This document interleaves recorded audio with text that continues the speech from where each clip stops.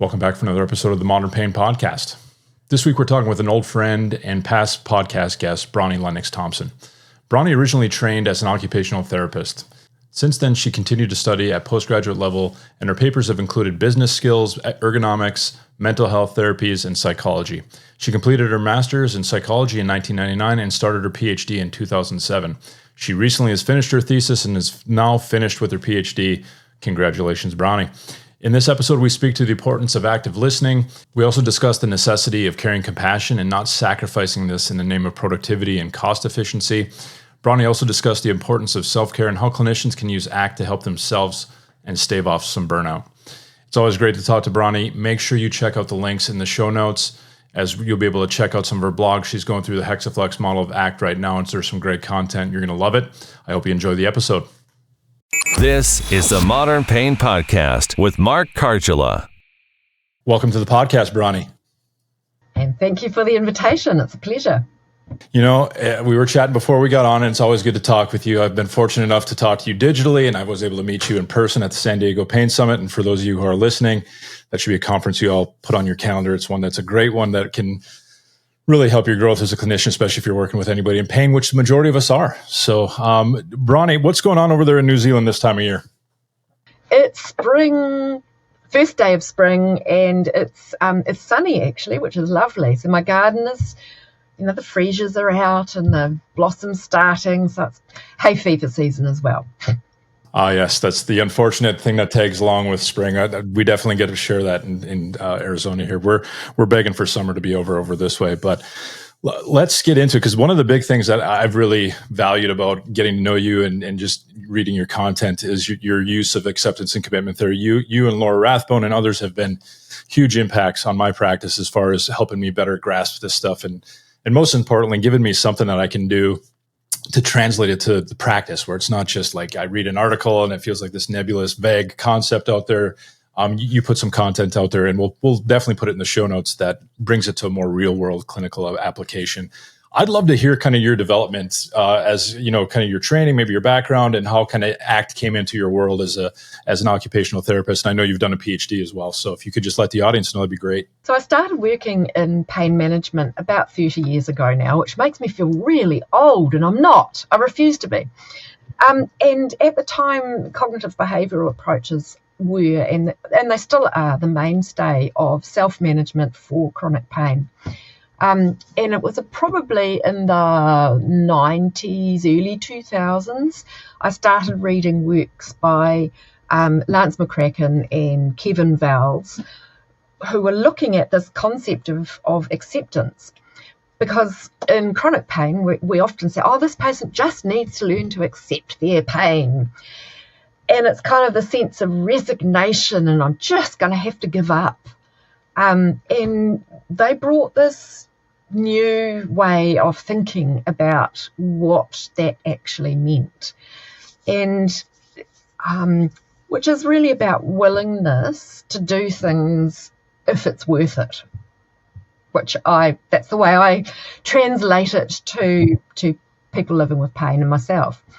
So I started training. I've done a whole heap of ACT courses over the years and written a few of my own, and I still struggle to kind of describe it succinctly. And maybe that's me, maybe that's ACT. It's fluid, it's flexible, and that's great, but it's hard too. Yeah, no, I think that's one of the things I think clinicians struggle with when they want a lot of the rigid frameworks that are very fixed, and you can have a very consistent, this is what I'm going to do, A, B, and C, and it's going to result in D. And I think that is the fun thing of ACT. It can make it, challenging clinically, but you're flowing with the patients, with the conversation, with their thought process and how they're kind of responding and kind of talking to you about it, which kind of brings me to another thing about clinicians. I know I've read this in your blog, and it's definitely a struggle that I had, is this transition from being the fixer. And that's kind of how we come out of school, where we have patients, we're going to identify something, we're going to identify it, fix it with whatever exercise or hands-on technique, whatever it may be. And then obviously that doesn't always pan out, but there's still this struggle. And I know for me, it was a major struggle to just put the fixing mindset aside and just say, hey, how can I guide somebody just to valued living, that with this pain where I don't have to fix it, maybe I can teach them that have work on these acceptance and commitment therapy principles and start pointing them towards valued goals. I'm just curious what your experiences is with, I know you mentor a lot of clinicians, you've mentored a lot of physios, and what's been your experience seeing clinicians with that kind of struggle? It's really hard because you're taught that if I do this, this will happen. And then we meet the real world and real people who don't follow the rules. Perhaps we can't understand the causal mechanisms of their pain, what's actually going on. And lots of our pains are like that. Fibromyalgia is a really good example. We really don't understand what's going on at the bio level. Even if we do, we're still not dealing with the elbow or the hip. We're dealing with a person who's living their life, and they're bringing their history, their culture, their own goals and values into a conversation. And unlike surgery, where you are doing something to a thing, a body part, we are always, in our kind of allied health therapies, working with a person. We will spend, up to an hour with that person in a session, and then they're going to go away. What are they going to do? What are they going to take away with them to do? And that thing that we get them to do is going to have to fit into their existing life. That's not very easy. Even taking a medication is actually really hard to do, to remember to do, if it's foreign to you and you've never done it before.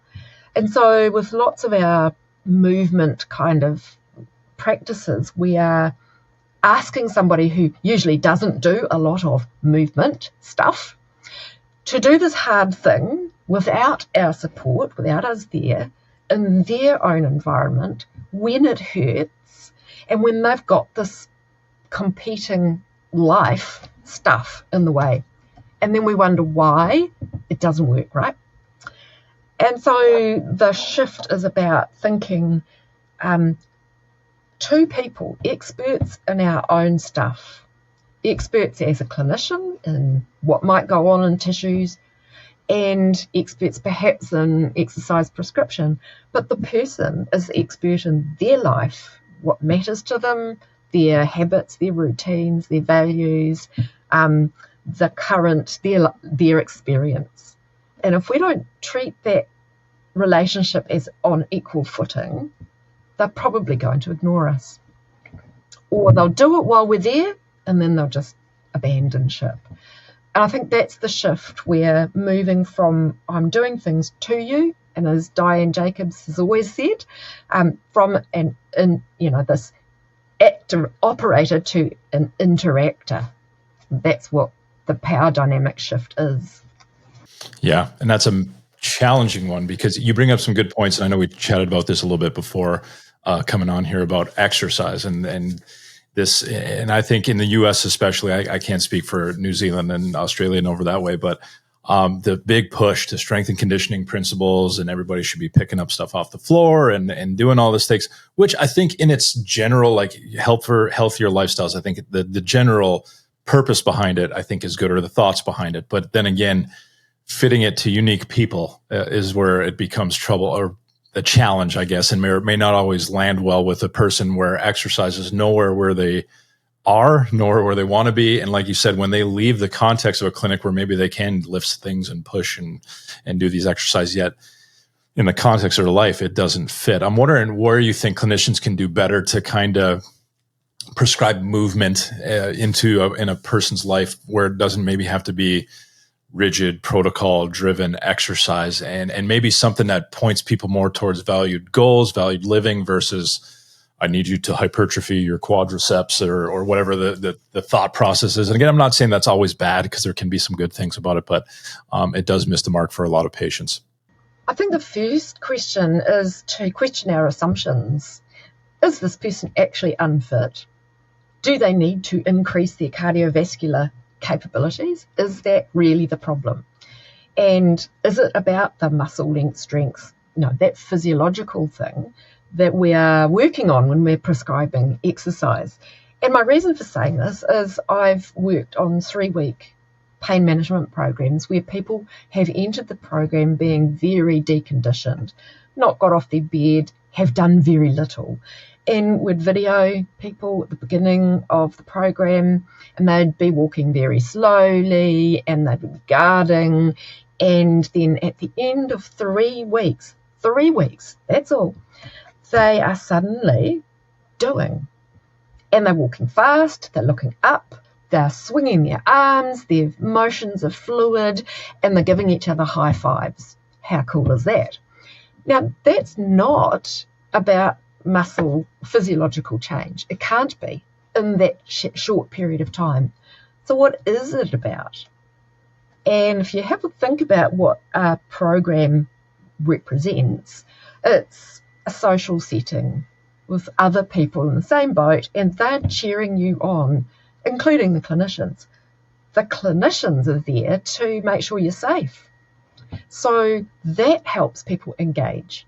So something about it's okay to do this, you're safe to do this, other people are celebrating with you and giving you that encouragement, and doing it repeatedly are some of the ingredients that make for change. So if we think about broader exercise and movement practices for people in their lifestyle, absolutely it's a really important part of health. But is it medicine, or is it about healthy moving and being generally healthy and relishing what our bodies can do? And my argument is that I love to do movement, but you're not getting me to lift heavy things. Unless it happens to be a sack of compost and I'm putting it on my garden, right? So what I need, and what most people need, are an increased repertoire of what you can do for movement that fits into this importance. It matters to me. My garden really matters to me.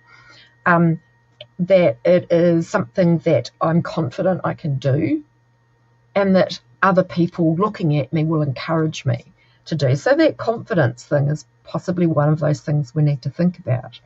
So I think movement is a wonderful thing, but it comes in so many different forms. It's not necessarily about lifting heavy stuff.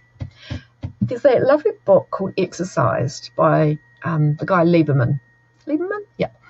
And he's looking at these original tribes and showing, that live in the forest, or, they're in underdeveloped, non-sophisticated, non-Western cultures.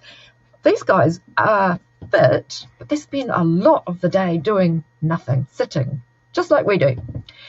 What they do are little bouts of frequent bouts of movement that they have to do daily life. And I kind of think, well, isn't that interesting? Why can't we use that for what we're doing with pain and people who are in rehabilitation? And as an occupational therapist, of course, I'm going to say that daily doing is important. So my movement practices are walking while I'm going fishing, gardening, taking the dog for the walk, lots of jiggling about in my chair, getting up and doing my little movement snacks through the day, because these are things that fit into my life. Dance is a really important thing. That's me. Now, you can't get my partner Bo dancing. Well, you can, but he's got to have quite a lot of alcohol. But what he does, he likes to go for a walk up the hill, and he will do that. He doesn't run because he hates it. But he does that. He walks the dog. He does the gardening. We both go fishing. So the way that we express our movement repertoire and the things that make our bodies feel good differ. And that's important, because movement and having movement optimism, lots of options, that's really where we're going for, that people can choose. So when we have a lockdown, as we did through COVID, and you can't go out and do your walk or your exercise or your gym, what else can you do? And so that introduces to me the notion of trying to help people develop movement practices, a range of movement practices, so that over their lifespan they can continue to evolve and develop and add and remove things that fit for them. That's my recipe.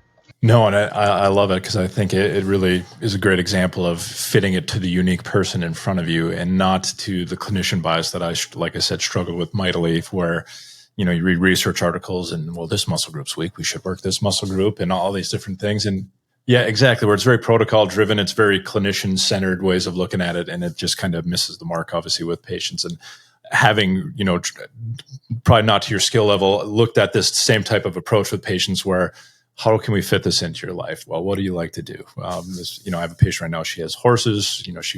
She's out with her horses. She's doing things. She's getting back to hiking, something she hasn't done.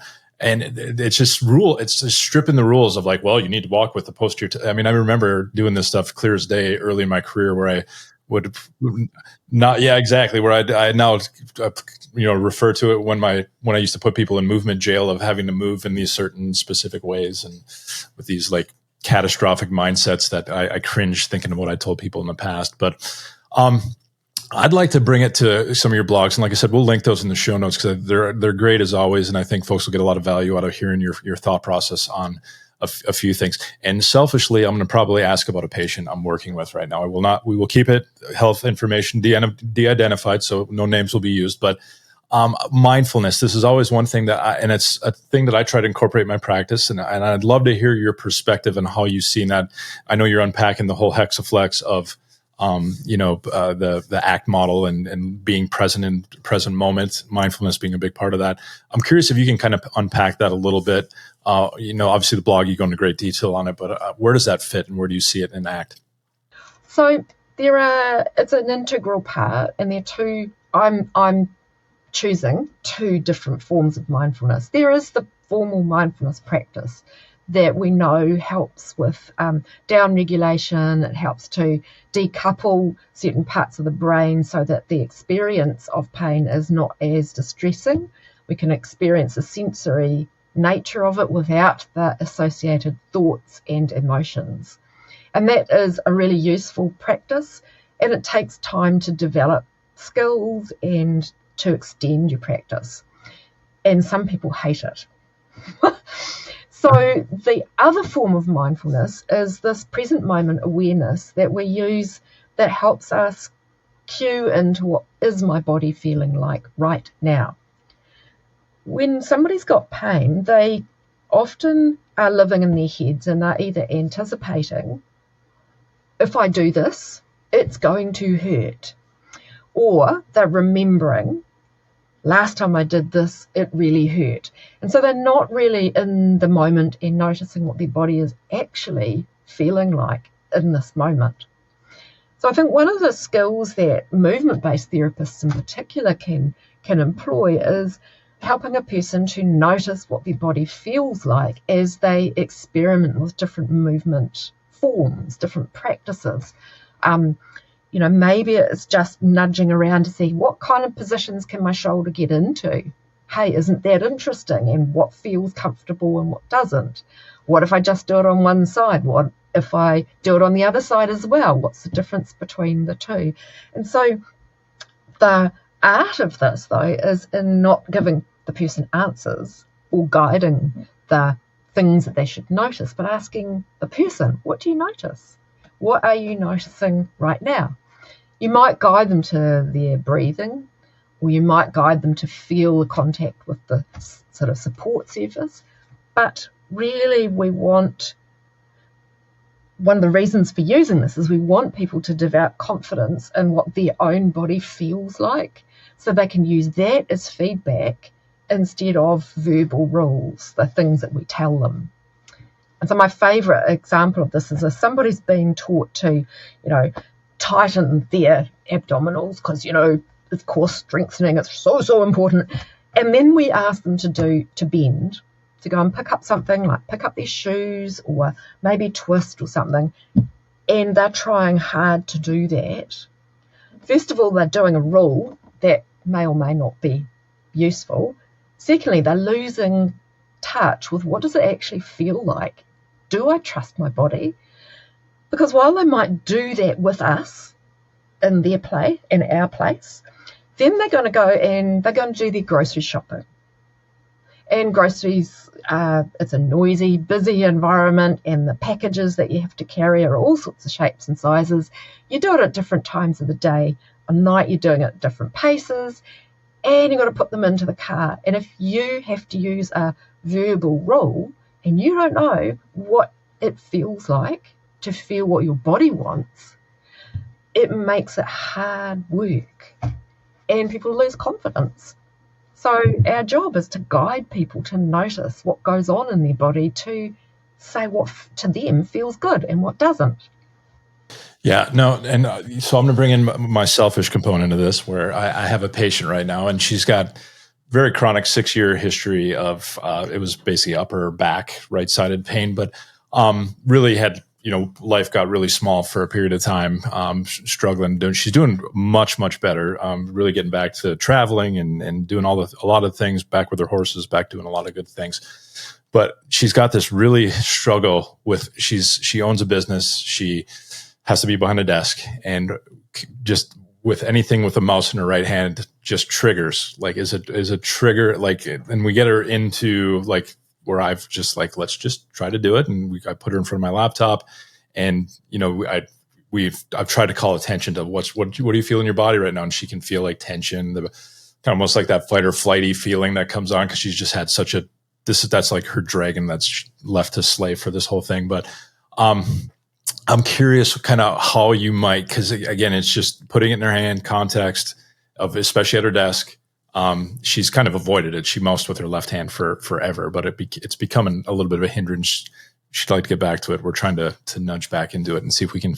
She's having some success, but I'm curious how you might lead somebody through maybe an exercise or like a mindfulness based thing, or maybe different thoughts that you'd have. Maybe you'd use different approaches with it, but somebody who's having that kind of severe contextual, almost like, it almost reminds me of like a phobia, man, it just triggers, like just the context of it just triggers these like visceral reactions to her. I'm just curious what your thoughts would be.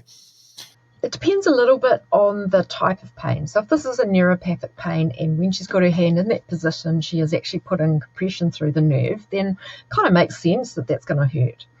And from a workability perspective, pushing at that thing is probably not the best option for her. If it's not, and it's really just that it's become her practice and she doesn't like doing it, nobody likes to do stuff that hurts, then I would begin by looking at a graded hierarchy. So I start with, is just resting your hand on the mouse and not doing anything, just resting it there. What does that feel like? And can you shrug your shoulders, and can you lean, and can you twist with your hand on the mouse? What do you notice when you do that? And while you're there, are you able to now bring your mind to what your body feels like sitting? What are you sitting on? So helping people consider that pain in the one part, there are other experiences that the mind can also attend to.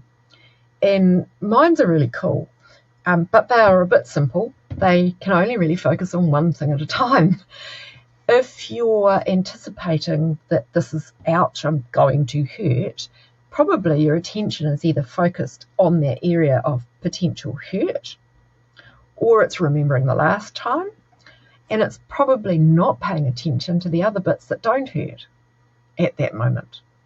And so helping the person consider, what does my other hand feel like? What does my butt feel like? Where are my feet? What's happening with my breathing?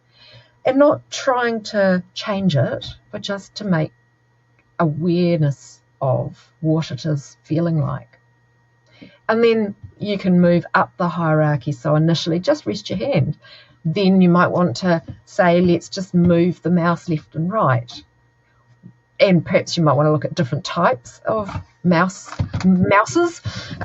See your occupational therapist for that, because that's our expertise.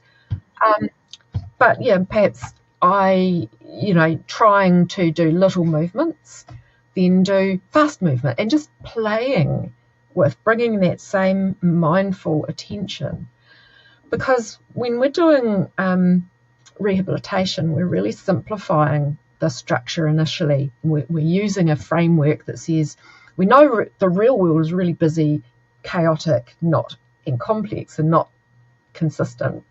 So in rehabilitation, we try to simplify it and make it a little bit easier. Sometimes we never go beyond that, and we stick with the gym exercises because that's safe and it's easy and we know what to do.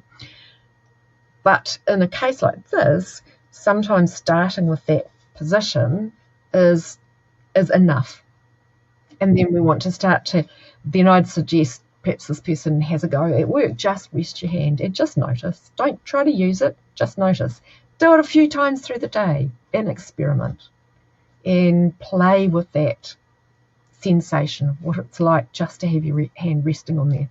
And then you can gradually progress the challenges and, usual strength and conditioning things like how often, how fast, how slow, how much pressure, all of that stuff, how long for, all of that kind of stuff can add to it. Well, thank you for that. I have some ideas. I think some of it, I feel like I was a little bit on the path, but I think maybe I'd jump in too far forward with her. But yeah, no, I'll definitely be employing some of that. It's probably also not the pain. That's the other thing, that she may actually just still experience pain. And what we're doing with the mindfulness is noticing that it's there without adding that layer of, oh, and I hate it, and oh, this is going to be hard. We're just attending to what it is like in the here and now. Yeah, not with any priors or futures clouding the mix. It's just trying to be present with the sensation and the presence at the moment. Okay, very nice. You had also wrote a blog, and I thought it was interesting because it is definitely the same thing I felt you had talked about, the self as a context difficulties, and probably one of the more maybe understood or difficult to apply concepts of ACT. And I really enjoyed the blog, but I'm wondering if you can kind of talk about, because I think you summarized it very well in there of how you see it, and that makes a lot of sense to me. And then maybe we can chat about how this kind of comes to a clinical level with patients. Yeah, it is a really difficult concept, and I think this is my interpretation. It may not be correct. So to ourselves, when we think about who we are, we feel like we're the same person all our lifespan, but we change a lot. 4-year-old me is different from me today. In a long lifespan, we acquire these kind of stories about who we're being, the social self. So I'm the black sheep of the family, or I'm the messy, untidy one, or I'm a physiotherapist, or I'm an athlete. And these are forms of our social self that we kind of acquire and hold on to. They help us to simplify how we express ourselves. And sometimes they cannot be very helpful. There are also the other way we can think of self as context is when we're thinking about me and other people. So there's me over time, there's me and this other person, and it's about perspective taking. So if you're thinking about what you might say to a neighbour who was in the same position as this patient is in, what advice would you give that person? Which is kind of nice, because people are generally harder on themselves than they would be to a friend or a stranger. And that gives the person the chance to perhaps think there might be another way of seeing myself, slightly less judgmentally. And then there's another form, and it's kind of fallen out of my brain right now. Just picking on those two types, though, when somebody comes in with a pain problem, they're still bringing the idea of this is who I'm going to be, or this is who I am, and this thing that's happened to me has kind of disrupted this whole sense of who I am. It's particularly profound if the person hasn't got a label for it, they don't know how long it's going to last, and it's had lots of impact on how they go about daily life. And so this sense of who I am kind of falls over, but they still want to hang on to who I want to be, who I am, and yet I'm not. That's a really hard place to be in. It's people describe it as being in limbo, as just not knowing who they are. And in qualitative research, there's been really a lot of studies showing that people want to regain the sense of who they are. I want to be me again. I found that in my PhD study of people living well with pain. My PhD student, Grace Griffiths, has found the same thing with people with complex regional pain syndrome. They start saying, I just want to get back to being me. Now, the problem is, if that me is still the super athlete who could do everything, or the me now is me as a patient, a victim of pain, I'm a sufferer, neither of which are going to be very workable for that person, long term. I'm a victim means that the person sees themselves as unable to influence what's going on. And being a super athlete, when you actually can only walk to the letterbox and back, it's going to make you feel pretty crappy, actually. So when we're thinking about perspective taking, one step for the super athlete is to say, well, what were you like at your worst? When you first came in for therapy, what was life like then? How much progress have you made? And use that self that you were at the beginning of your journey as the self that you use as your reference point, not the super athlete, and mourn and grieve for the loss of that super athlete self because it's real. But at the same time, notice that when you were at your worst, you've moved on from there. And that means that you are becoming a new person, which is awesome. And it may be that you eventually get back to being that super athlete. But it's likely that it'll always be tinged by the knowledge that you were vulnerable, you lost it all. And that means you might treat that super athlete a little differently. And maybe be a bit more compassionate towards yourself for having gone through that. With a person who sees themselves as a victim, I think it's about helping them start to see what they can control. What can you achieve? What are you in charge of? And we're only really in charge of our own actions. We can't change emotions very easily. We can't at all, actually. Can't say, just go be happy. Off you go, be happy. Be angry now. You just can't, it's not a switch. So we want to help the person have pro-social, positive experiences of achievement and accomplishment in the here and now. And we might also ask them to consider, if somebody else was looking at them, what would they see? Who are you? Yes, you still have pain and you've been this victim, but actually people around you see as a really competent parent.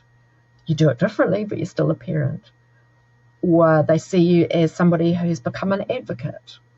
So the way that we view ourselves isn't always the way that other people see us, and we can use that to advantage in using ACT, because it says, hold on, what is your reference point? And can you take this, take another perspective and just loosen that kind of how much you hold on to that one sense of self. I think that kind of unpacks it a little. It is complicated though. No, it absolutely is. I find it very challenging. I always think Joletta's probably one of the people I know. We're both been lucky enough to get to know Joletta and her identity being firefighter and badass woman. And she's got a great blog too. We'll link in the, she's on Substack now. I just found out, but yeah. New. Yeah. Yeah. So, I mean, it's so interesting to just, it's just tough when folks are in the midst of that struggle of like kind of this, I've also heard a term biographical suspension where like what they've known as their biography has just been suspended and they're in this, like you said, limbo land of different things. And I like what you talk about self-compassion because I just see people who are so hard on themselves and such the harshest critics of themselves. And I love the perspective taking approach. I'm going to have to definitely do that, as far as like, if you were to, if this was your neighbor who was in your shoes, well, how would you speak to them? What would you say to them, or how would you look at them? That's an interesting approach. I'm curious what other maybe things, because I think self-compassion, again, greedily would like to know some other thoughts of how to help patients with this. Because any other things you use to help patients have a little bit more compassion to themselves, to when they're going through some of these massively, life-altering struggles that pain can bring? I think opening Pandora's box a little bit as a clinician, it's asking the person, what's it like to not be able to do these things? Slow down. Don't rush this period, and ask the person and give them that space to say what it's actually like, and probe, and allowing the person to feel the feelings. And I call this bearing witness. It's about being the person who is there to stand by and bear witness to this person's grief. We don't like talking about it, and almost all of our treatments are about, where are you going to? Your future, your goals. But people tell us often that they need to let go of stuff. And if you've ever had to let go of something, it involves grieving. It involves letting that thing, the things, Marie Kondo, enlightening. Does it spark joy? If it doesn't spark joy, put it away. If it doesn't spark joy, thank it for its service and put it away. And that thanking it is the same idea as grieving for. It's acknowledging that was what it was like. And right now you don't know where you're going to be. And I think the pace of speaking about this is really important. If we do this in a crisp, business-like approach, people aren't going to feel comfortable to express what it's really like. And they probably haven't actually talked to anybody much about it, particularly in those early stages of recovery, where you get an athlete and they really want to get back on doing the thing, and they have to sit on the sidelines, and that's the moment when feeling grieving is important. I keep thinking of those Olympic athletes who had to not go because of COVID restrictions, who felt constrained, who couldn't do all those competitions prior to competing, and what that meant for them. That's actually sad. It's respect that moment and allow them. And we're in a fabulous place as movement therapists, because that's, we're the ones that spend time with them. It doesn't have to be a psychologist. Just be human. Yeah. And that's, I've told, because I definitely had a struggle with like just opening that Pandora's box, where you might have some significant emotions coming out. You might have people having to kind of unpack some really challenging losses and grieving processes that they have. But I agree with you. If you can just be comfortable to just not have to rush this, let the person express it, even let there be some silence as they're kind of pondering their thoughts, which again was very challenging for me. I always felt like I had to fill silence with something because I can't not talk or do something. But I just find that, letting folks kind of let that off, because I do think we don't give people that space at all. Sometimes they feel so hard to give that space because they're the mom, they're the superhero of the family who can't show weakness, and they just don't have a place anywhere to kind of let that emotions go. And I've seen some people make some big jumps when they kind of start, unpacking that. They might express it as anger, or they might express it as, I'm not going to do that. They refuse to do stuff. And I think what we can do when somebody starts to express difficult emotions is validate it by saying, that was really tough. It's so hard. And, it's okay to feel really bad. And, empathizing, reflecting what you see, it gives that person permission to feel. And actually doing that, research shows that actually reduces the amount of time that you need to spend in a consultation. Not addressing these feelings takes longer, and they probably won't do what you're wanting them to do. So letting if the person gets angry because you've raised it, that shows that they're feeling okay enough to trust you to be this vulnerable with you. Anger is about expressing energy about feeling bad. And if we can if we can recognize when somebody's angry at us, it's probably not us, it's probably their situation. And just validate, you're feeling really pissed off. And you know what? I'd be too if I was in that position. So it's not going to keep them mulling and brooding on it. It actually allows, by speaking about it and experiencing it, it gives some room between the immediacy of that emotion and how they're then going to reprocess that. So it's a really healthy approach. And it's not psychotherapy. It's about being human.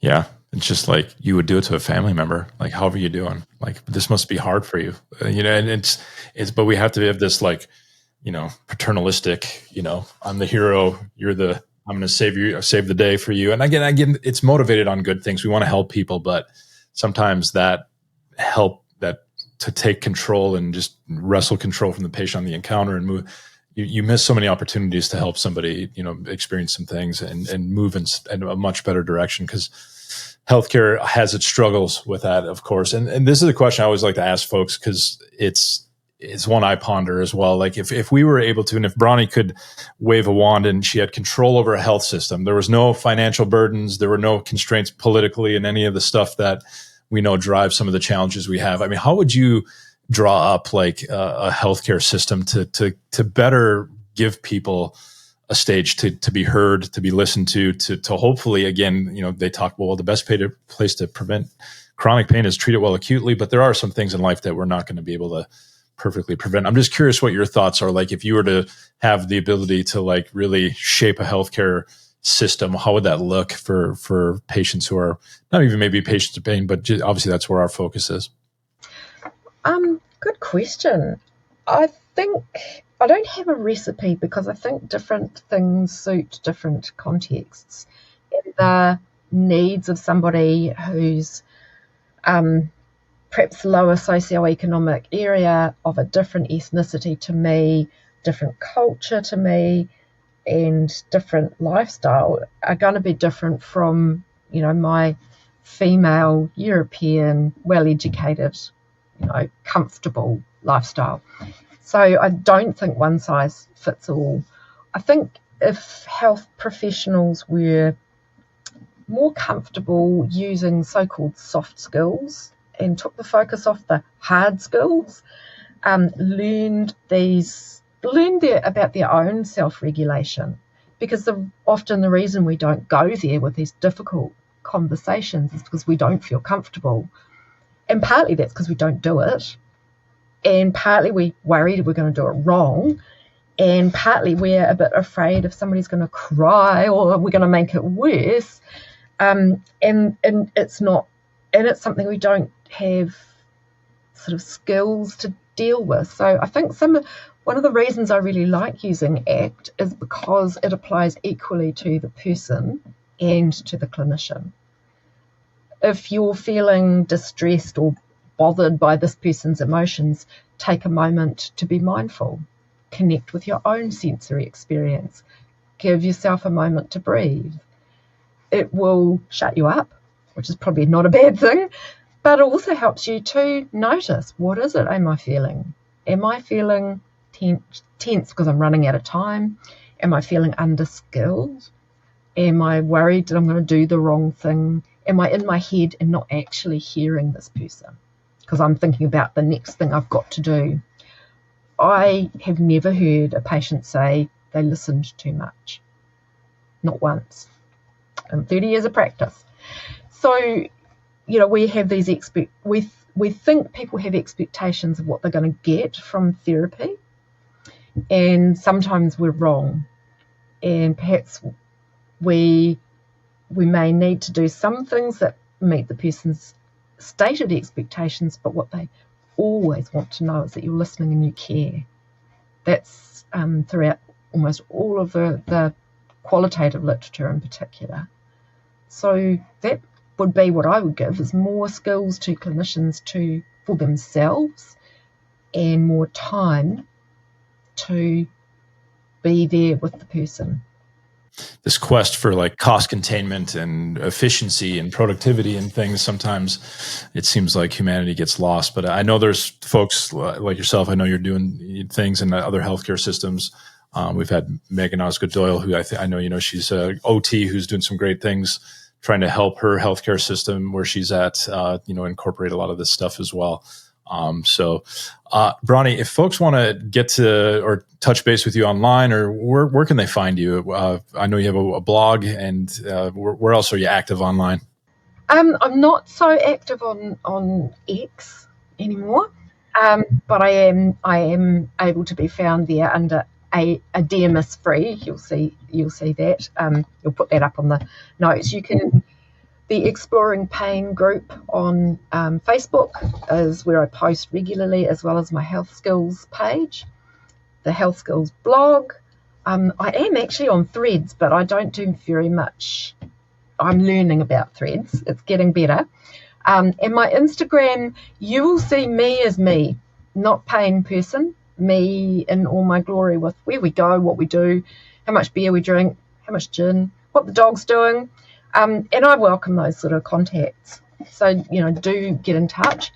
And then there's the University of Otago website where you can get hold of me for my professional self, where I'm the postgraduate academic coordinator for studies in pain and pain management at the University of Otago. Yeah.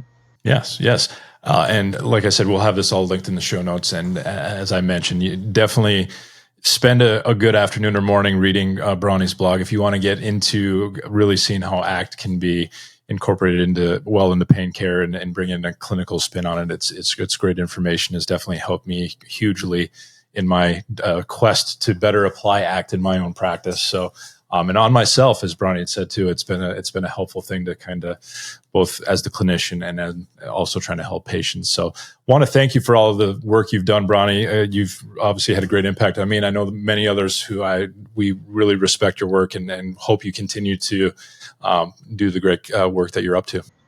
Thank you so much.